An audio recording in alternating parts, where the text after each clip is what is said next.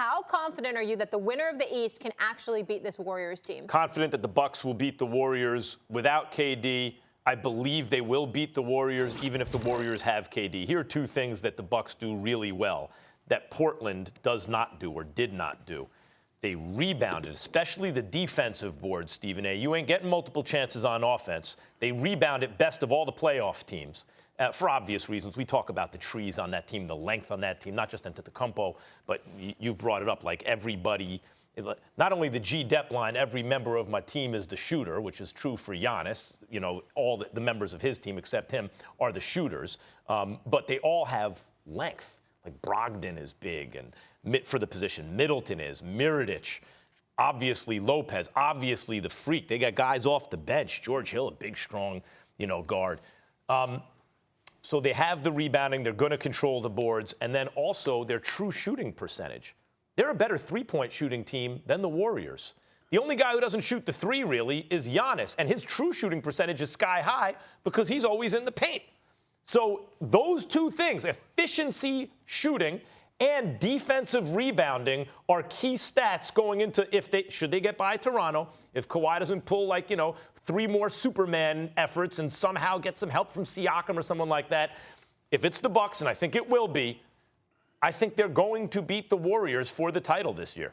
Well, a couple of things to get out of the way first. I think Milwaukee will win the night and then close the series out in Game 5. I think that because even with the Greek Freak playing the way that he played, it still took double overtime in order to knock them off in Game 3. That's the way I view it. I think that this series is pretty much over. I'd be shocked if Toronto ended up tying or taking the lead in this series. I can't see this going more than 6 games. I'm willing to predict it'll go 5. It'll end in the next 2 games.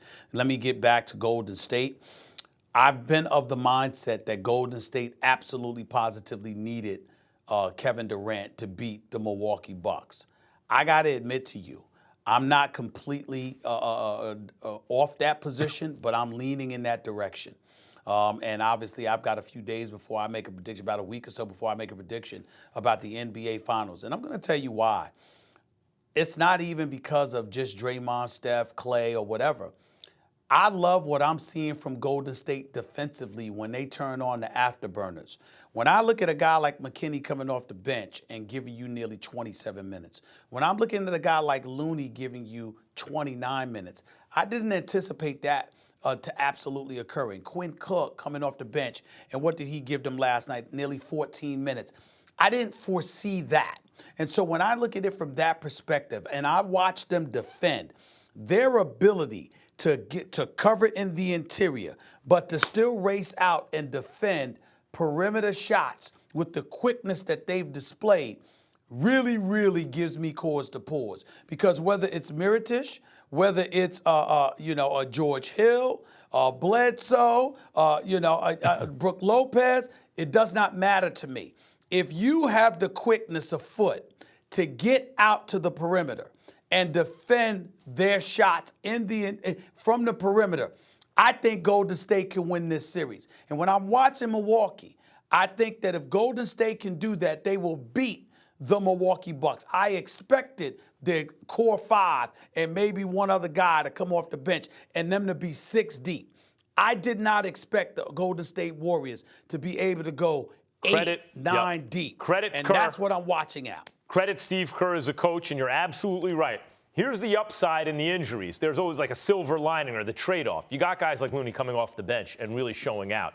And now all of a sudden you look at the Warriors' depth a little bit differently. But Stephen A., you're talking about a Milwaukee team where the Greek Freak is the MVP of the regular season and has been balling in the playoffs.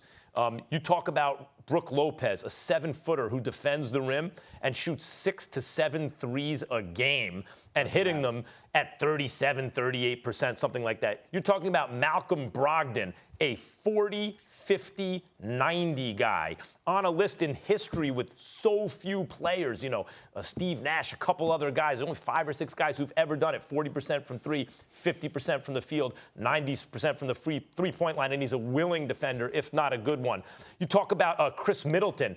What is he shooting? 38% on the season from 3, 18 points a game, 2-to-1 turnover to assist, 6 boards a game. The point is, they have so many guys on the Bucks who can shoot. Even if one or two goes cold, you're going to have threes raining down on the Warriors, and then you have the little issue of the Greek freak.